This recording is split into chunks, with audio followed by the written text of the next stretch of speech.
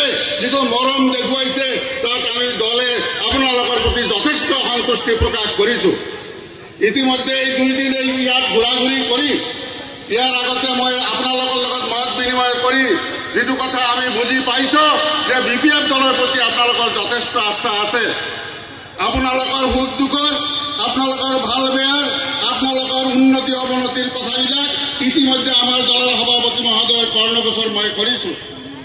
আপোনালোকৰ কথাবিলাক তেখেতক মই কৈছো আৰু তেখেতৰ আপোনালোকৰ কথাবিলাক মনোযোগেৰে শুনিছে।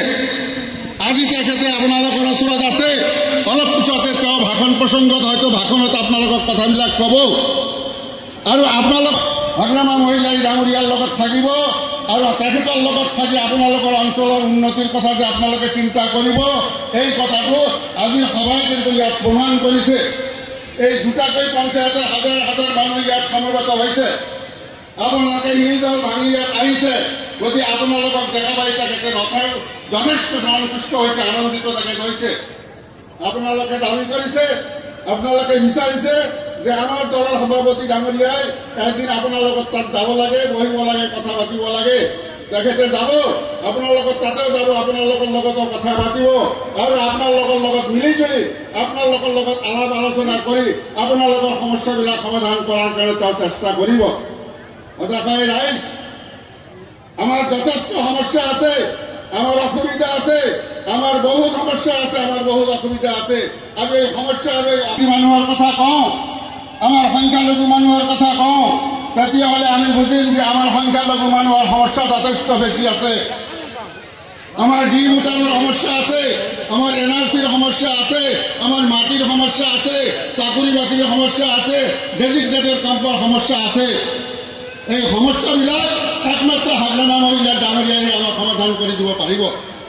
আপোনালোকে জানে যে প্ৰমোদ বড়ো ডাঙৰীয়াই নিৰ্বাচনৰ আগে যিমান কথা মানুহক প্ৰতিশ্ৰুতি দিছিল, এই প্ৰতিশ্ৰুতিৰ দ্বাৰা তেওঁ ইয়াৰে নাগৰিক বুলি ইতিমধ্যে স্বীকৃতি দি থৈছে।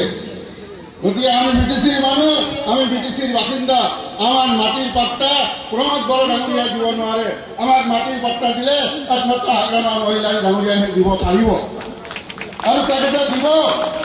আপোনালোকে তেখেতৰ প্ৰতি এটা আস্থা ৰাখক আৰু তেখেতৰ দ্বাৰাই আমি আমাৰ সমস্যাবিলাক সমাধান কৰি ল'ম।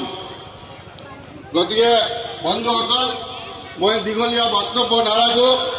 বক্তব্য ৰাখিব লগা ব্যক্তি ইয়াত বহুত আছে আৰু আমাৰ আজিৰ সভাৰ যিজন মুখ্য আকৰ্ষণীয় ব্যক্তি আমাৰ দলৰ সভাপতি মাননীয় হাগ্ৰামা মহিলাই ডাঙৰীয়া নিজে ইয়াত উপস্থিত আছে। তেখেতে নিজৰ মুখেৰ দ্বাৰা হয়তো বহুত ডাঙৰ ডাঙৰ কথা তেওঁ ক'ব, ভাল ভাল কথা তেওঁ ক'ব আৰু তেখেতৰ কথাবিলাক আপোনালোকে শুনিব। আৰু এটা কথা আপোনালোকে জানি ৰাখিব, তেখেতে যিটো কথা কয় সেইটো কাম তেওঁ কামেৰে হাতে কামেৰে কৰে। তেওঁ কেৱল কথা কোৱা মানুহ নহয়, প্ৰমোদ বড়োৰ নিচিনা কথা কোৱা মানুহ নহয়, তেওঁ কাম কৰা মানুহ, তেওঁ কাম কৰি মানুহক দেখুৱায়। BTC অঞ্চলত যদি আপোনালোকে অলপ লক্ষ্য কৰে আপোনালোকে দেখা পাব ইয়াত না আছে এটা ৰাস্তা, না আছে এটা মেডিকেল, না আছে হস্পিটেল, না আছে স্কুল, না কলেজ, না ইউনিভাৰ্চিটি এটাও আছে। মানুহৰ অৱস্থা কি আছিল, সেই অৱস্থাৰ পৰা মানুহক তেওঁ ক'ত লৈ আহিলে। আজি যিমান পকী ৰাস্তাৰ পৰা আপোনালোকে খোজ কাঢ়িছে, গাড়ী চলাইছে, এইবিলাকতো সকলোবিলাক হাগ্ৰামা মহিলাই ডাঙৰীয়াৰ অৱদান। আজি যি মেডিকেলত আমি চিকিৎসা কৰিছো, সেই মেডিকেলত চিকিৎসা কৰা অনুষ্ঠানটো আমাৰ হাগ্ৰামা মহিলাই ডাঙৰীয়াৰ অৱদান। হাজাৰ হাজাৰ মানুহক তেওঁ চাকৰি দিছে, তেওঁ স্কুল বনাইছে, কলেজ বনাইছে, ইউনিভাৰ্চিটি বনাইছে। আৰু মানুহৰ যিমান সমস্যা আছে সেই সমস্যাবিলাক সমাধান কৰাৰ চেষ্টা কৰিছে। আজি ৭৫ বছৰে অসম চৰকাৰে যিবিলাক কাম কৰিব পৰা নাই, BTC অঞ্চলত ১৫ বছৰে আমাৰ হাগ্ৰামা মহিলাই ডাঙৰীয়াই পইচা নিজৰ টকা দাবী কৰি দেখুৱালে। তেওঁ এজন আদৰ্শবান ব্যক্তি, তেওঁ সহজ নিকা, এই নিকা সহজ মানুহজনৰ লগত থাকি আমি আমাৰ অঞ্চলৰ উন্নতি কৰিব লাগে। বন্ধুসকল, মই দীঘলীয়া কথা নকওঁ, বিভিন্ন জনগোষ্ঠীৰ মানুহক মই অনুৰোধ কৰিছো, আপোনালোকে BPF দলৰ লগত থাকক, BPF দলৰ লগত থাকি BPF দলৰ শক্তিশালী কৰক।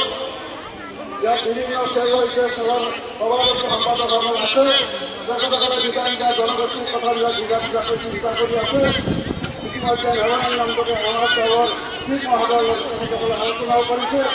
এইবিলাক বহুত কথা যে সমস্যাবিলাক আমাৰ সমাধান হ'ব লাগে। আমি আৰ্থিকভাৱে